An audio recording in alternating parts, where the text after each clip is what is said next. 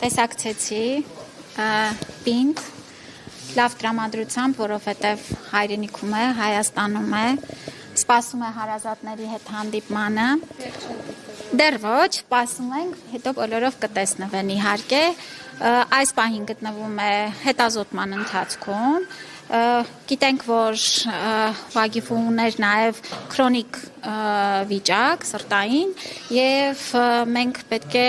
որոշակի հավելյալ նաև հետազոտություններ կիրականացնենք, և արդեն մեր մասնագիտական թիմը որոշումներ կկայացնի հետագա բուժման ընթացքի մասով,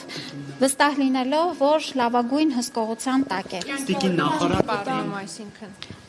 Մենք նման այս պահին իրավիճակ չունենք, նորից եմ կրկնում, կարիք կա հավելյալ հետազոտություններ անցկացնելու, քրոնիկ վիճակի հետ կապված բուժման ուրեմն ընթացքը կպլանավորվի եւ կիրականացվի եւ ամեն ինչ լավ է։ Այս պահին ամեն ինչ լավ է։ Վատացել էր ադրբեջանական բանտում, այնտեղ էլ տեղափոխվել էր վերակենդանացման բաժանմունք։ Մենք գոնե նախնական, չգիտենք ինչ վիճակում է գտնվում եւ ի վերջո այնտեղ որևէ վիրահատական միջամտություն եղել է թե չէ, որովհետեւ ինքը հենց այն ճանապարհին էր գերեվարվել, երբ որ ուզում էր գար այստեղ վիրահատվեր։ Նախ ես ձեզ ասեմ, մենք չենք պատրաստվում ամբողջ բժշկական տեղեկատվությունը, կարծում եմ կարիք չկա հրապարակելու, այս պահին կբավարարվենք այսքանով, պարոն Ադամյանը եւս մի քանի բառ հիմա կավելացնի, ամենակարևորը, որ հիմա մեր մասնագետների հսկողության տակ, նորից կրկնում եմ, նրա վիճակը այս պահին իր քրոնիկ վիճակի հետ կապված նորմալ վիճակում ենք։ Խոսեցինք, շփվեցինք եւ նորից եմ կրկնում տրամադրությունը լավ է, վիճակը լավ է։ Ասեցի, երջանիկ է,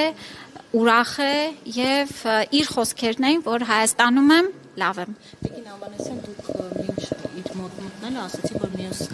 վերադարձած հայրենակիցների վիճակը բավարար է գնահատում, բայց մենք տեղյակ ենք, որ Ադրբեջանում վատացել էր Վիգեն Էլուչեքյանի առողջական վիճակը, նա անգամ քայլելու հետ կապված խնդիրներ ուներ։ Բոլորը անհրաժեշտ հետազոտությունները մասնագիտական խորհրդատվությունը կստանան եւ եթե կարիքը կլինի հետագա որևէ բուժման process կազմակերպելու, արդեն ընթացիկ կկազմակերպենք։ Այս պահին, նորից կրկնում եմ, նրանց վիճակը բավարար է, որևէ այս պահին խնդիր լուրջ չունենք։ Այստեղից հետո պատրաստում եք իրենց այցելել։ Եթե այցելեմ կամ կարիքը լինի, տեղյակ կլինեք։